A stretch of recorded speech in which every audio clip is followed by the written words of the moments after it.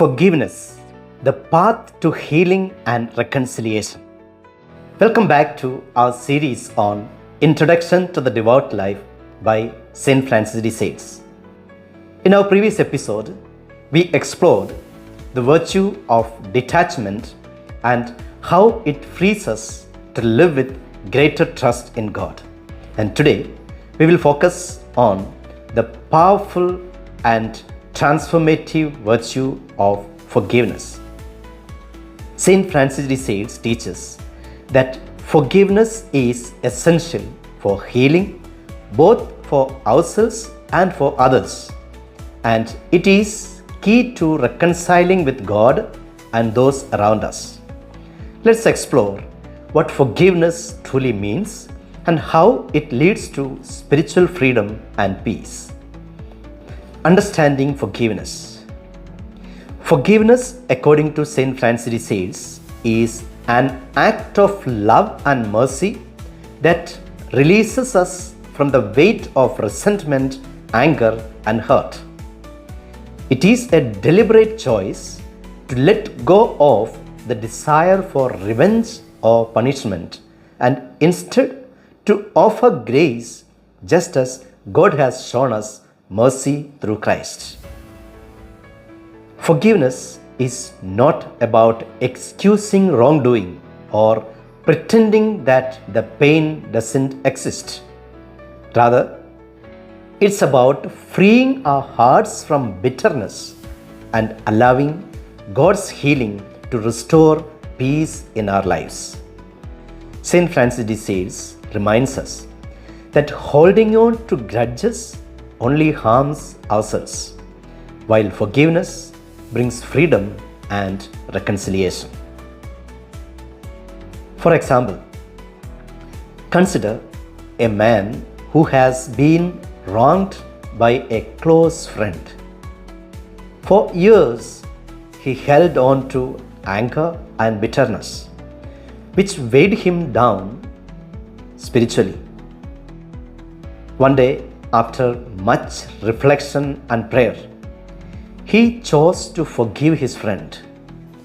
This act of forgiveness lifted a burden from his heart and allowed both of them to heal and rebuild their relationship once again. The importance of forgiveness in our vocation.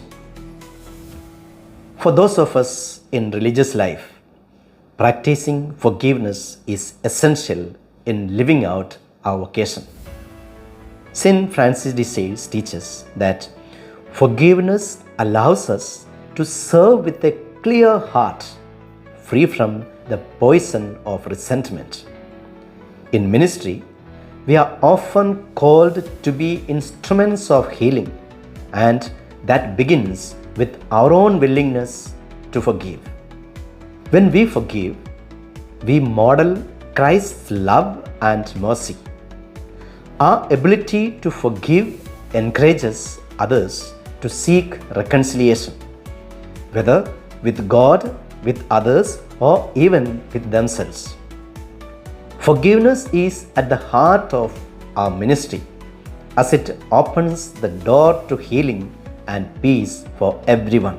For example, imagine a nun who has been hurt by a member of her community. Rather than holding on to the pain, she chooses to forgive, recognizing that forgiveness is an act of love and a reflection of God's mercy. Through her example, others in the community are inspired to resolve their own conflicts with kindness and grace. The obstacles to forgiveness. While forgiveness is a transformative virtue, there are obstacles that can make it difficult to practice. St. Francis de Sales identifies a few common barriers. Obstacle number 1, pride. Pride can prevent us from forgiving. When we hold on to our hurt and refuse to let go, we often feel that forgiving would mean we are weak or that we are excusing the other person's actions. St. Francis de Sales teaches that true humility involves recognizing our own need for forgiveness and extending the same grace to others. Obstacle number 2, fear of vulnerability. The fear of vulnerability can make forgiveness challenging. We may worry that forgiving someone leaves us open to further hurt, or that it diminishes the gravity of the wrong done to us.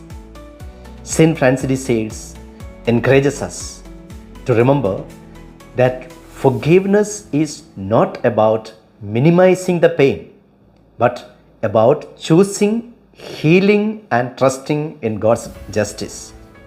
How to cultivate forgiveness? So, how can we actively cultivate forgiveness in our lives? St. Francis de Sales offers practical guidance to help us embrace this liberating virtue.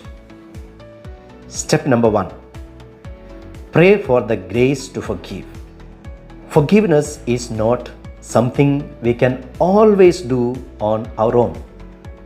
Ask God to soften your heart and give you the strength to release any resentment or anger you may be holding on to. Step number 2, reflect on God's forgiveness. Take time to reflect on God's forgiveness in your own life. When we remember how much we have been forgiven by God, it becomes easier to extend that same mercy to others. St. Francis de Sales reminds us that the forgiveness we offer is a reflection of the love we have received. Step number 3, practice forgiveness daily. Whether it's forgiving small annoyances or deeper wounds, the more we practice forgiving, the easier it becomes to let go of hurt and embrace peace. Forgiveness is a habit that can transform our relationships and our spiritual lives. The fruits of forgiveness. St. Francis de Sales teaches that forgiveness leads to healing, reconciliation, and a deeper sense of peace.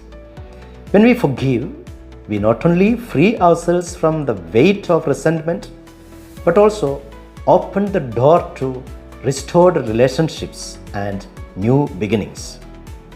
Forgiveness brings us closer to God and others, allowing us to live with a lighter heart and a more joyful spirit.